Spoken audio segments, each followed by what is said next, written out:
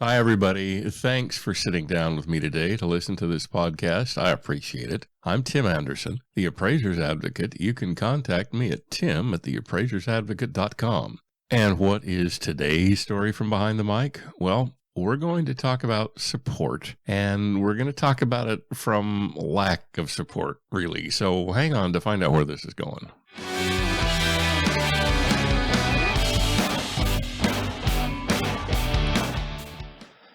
Uspap uses the word unsupported 15 times. That means Uspap expects the appraiser to summarize in the report the support for the opinions, conclusions, statements of fact, and to contain the bases for that support in the work file. That's the support we're talking about. So let's take a look at one of Uspap's requirements for support. It says, this is the comment to Standard Rule 1-3. It says an appraiser must avoid making an unsupported assumption or premise about market area trends, effective age, and remaining economic life. Now, hold that thought because we're going to come back to it. Unfortunately, Uspap doesn't give us any idea of what support is, could, or should be. Therefore, we have to figure it out for ourselves, so that way we'll know that our conclusions have or do not have support. So, for example, let's take a look.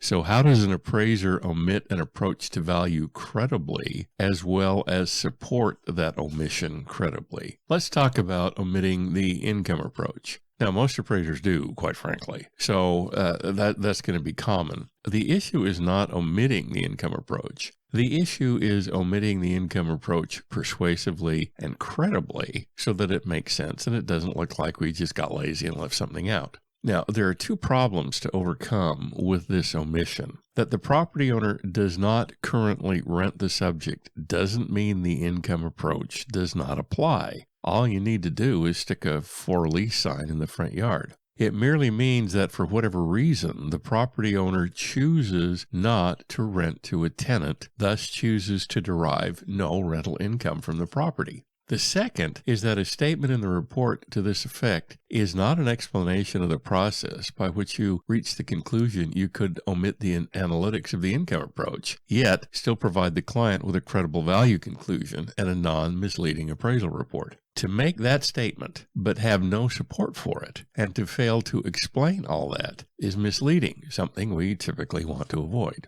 So how do you omit an approach, have credible market support for that omission, and then explain all that to the client in a persuasive and non-misleading manner? Remember, to omit an approach does not mean to omit it from analysis, unless it's utterly irrelevant, like the cost approach for vacant land. It merely means to omit it from the report. There's a difference. Now, before you decide if you can omit the income approach, you must complete it first, frankly, at least on a quick and dirty basis. Assume this value indication comes in less than the sales comparison approach, which it typically does. Assuming you did the research on the gross monthly income in the GRM, this gives you two glimpses into the workings of the market you wouldn't otherwise have. So the income approach really is important in a sense. This first glimpse is that this approach did not tell you anything the sales comparison approach didn't already tell you. This is the market-supported reason to omit the income approach. It merely told you what you already knew. That's what you tell the client in the report. Now, consider this language for leaving out the income approach. Quote,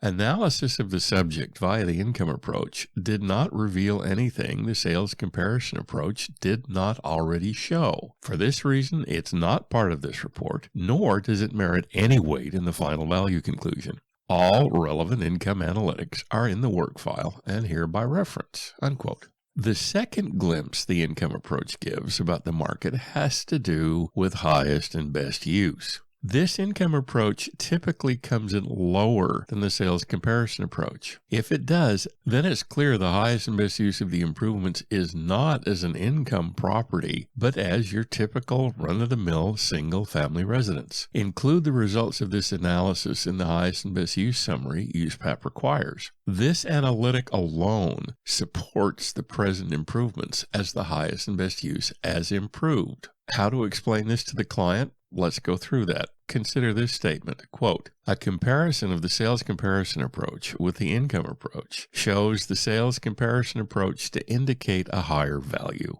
Therefore, the highest and best use of the subject is not as a rental income producing property. Therefore, the market supports the conclusion the present improvements are the highest and best use of the property as improved." One last issue that we need to bring up. Uspap does not directly connect unsupported with misleading. However, that connection is indirect. It is there, but it's indirect. In Standard Rule 2-3, we certify that all statements of fact in an appraisal report are both true and correct. To claim the site's present improvements are the highest and best use of the site as improved, but to do so without support is to claim something is true, but without support to show it's correct. And both must be there. As to any statement of fact has to be both true and correct. To make any statement in an appraisal report, but omit its market support is misleading.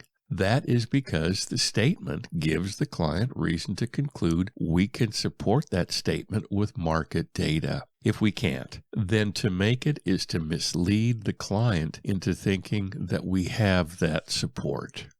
Now, for the sake of this podcast's brevity, these examples are slightly out of their typical context, but they do illustrate saying something without proper support. Here's a common statement in an appraisal report. Quote, "Because of the zoning, the subject's highest and best use is in its present use. The problem is highest and best use has 5 components, and zoning is merely one of them. What market support is there to justify the elimination of the other 4 components? All 5 of them have to be there." Here's another one. Quote, "Even though the appraised value is 50% greater than the neighborhood's predominant value, the subject is not an over-improvement." Unquote. Now, this may be true, frankly, but we need to market support how we reach this conclusion and why the client should find it credible. It might simply be that all of the lesser expensive properties have sold and now the market is buying the more expensive ones. That's a perfectly legitimate explanation.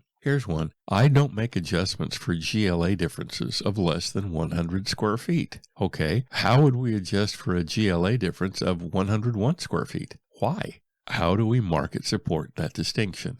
Now, in another podcast, we'll talk about the fact that that might be the proper step to take, frankly. But the point is, you don't just make the statement. You have to market support the statement. You have to explain why and how you reach that conclusion. So what does this all mean? Really, it's straightforward. When you make a statement of fact in an appraisal report, be prepared to show your market support for that statement of fact. In the report, be prepared not merely to state, but to explain persuasively how and why you reach the conclusions behind any and all statements of fact. Really, it's no more complicated than that.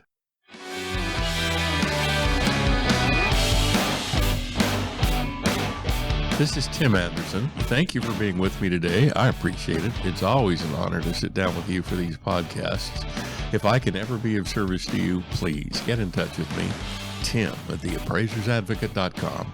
It'll be an honor to work with you, and it'll be a pleasure to know you. Please let me extend my best to you and your family. And we're clear. Oh, no, we're not. I forgot. I'm sorry. Are your professional fees professional enough?